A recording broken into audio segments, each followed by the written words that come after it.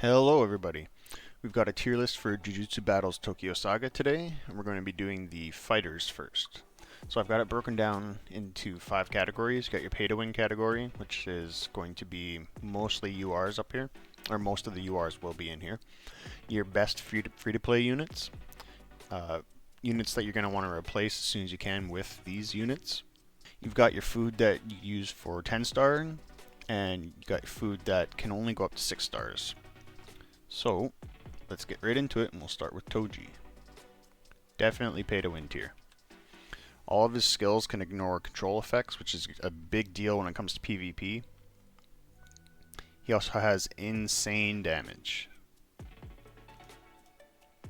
The skill also ignores CC. Very high damage as well, over 600% total. And the harder he hits, the harder he hits. He can also heal himself. And his regular attacks can also deal extra damage. All around, one of the best units in the game. Very heavy hitting. But that ignore CC for all those 2 skills is very important. Next up is Yuki. Pay to win tier again. This is pretty much a team buff. It increases all the damage all your entire team does by 20%. Again, very heavy hitting. This absorbing crit res and turning it into crit for yourself is pretty good, not game changing or anything. Increase hit and crit damage for your team, as long as they're fighters. Increasing attack for your whole team, 6% stackable up to 5 is 30% attack buff for your team. That's very, very good. So next up, Yuta. Definitely going to the best free-to-play characters. Now he's pretty easy to get, he's always in that banner. It does take a lot of gems, but you can get a lot of copies of him that way. So 1 round attack, 1 round cooldown for his attack. Reduces physical damage read of units carrying the status by 20%. I believe that's crit damage. This attack's pretty good. Hits pretty heavily.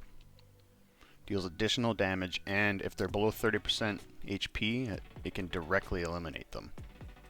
Up to 4 times attack, so it doesn't always work, but still very good. And he can heal your whole team. Next up's Nanami. He's another easy unit to get. You can get him from a few of the shops, and in the campaign part of the game, the Journey of Memories, you'll get a few copies of him there as well. High single target damage, ignores 40% of defense, and he heals himself.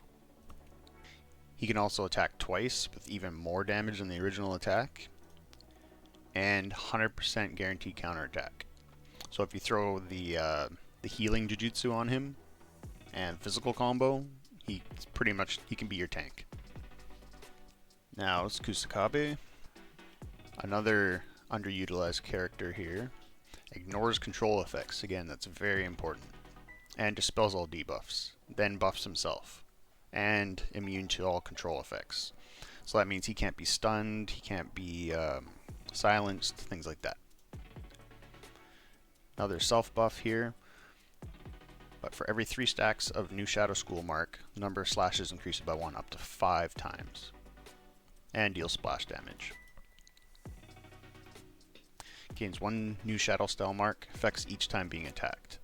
So after he's attacked just a couple of times, he'll have an attack buff, and he'll be hitting 5 times for this skill right here. Next up's Choso. Depending on what team composition you have, he could be good if you have an all-curse team, but for most people, you're not going to want to use him. You're going to want to replace him. Reason being, if he's just in a regular team, he doesn't have much to contribute. He does hit fairly heavily, steals 50% of their attack, which is alright.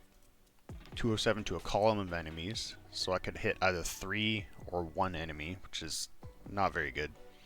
He does have a 90% chance to inflict curse, so he is very good in a curse team. Increases crit rate by 20%, targets under curse, so again, you need the whole enemy team to be cursed for him to do his best. Damage dealt support units by 20%, and the silence, that's pretty good. Next up is Toto. Again, same with Choso. If you have an all red team, you could probably put them in the best, but for most people, you want to replace them. 90% chance to inflict severe injury. That's what a red team is about. Everybody should be severely injured or bleeding. That's basically what it is. This attack hits very heavily, but needs severe injury for guaranteed crit. Also restores damage. Or restores HP, sorry. Again, he needs severe injury. Next up's Masamichi. And we're placed here. Doesn't have anything special going on, really. Hits pretty heavily with his first skill here. It's on a 1-round cooldown, so that's pretty good. And then buffs himself, attack and crit damage. This, nothing special, light damage, a little bit of a debuff. And then self-buffs himself.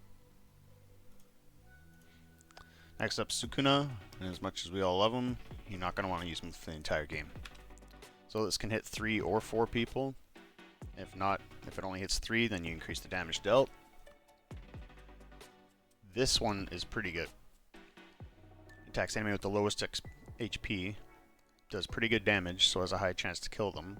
And if you do kill them, he attacks again. You pair this with physical combo, I've seen him attack 3 or 4 times in a row. This little bit of self-buff, nothing important. And the rest just comes down to food.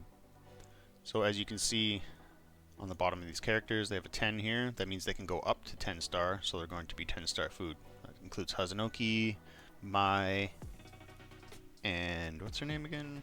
Maki. Then these 3 characters can only go up to 6 star. It's Nobara, Miwa, and Rika. And that's it for the tier list. Hopefully you learned something. If you liked the video, subscribe, give it a like, and I'll catch you next time. See ya. You are my special.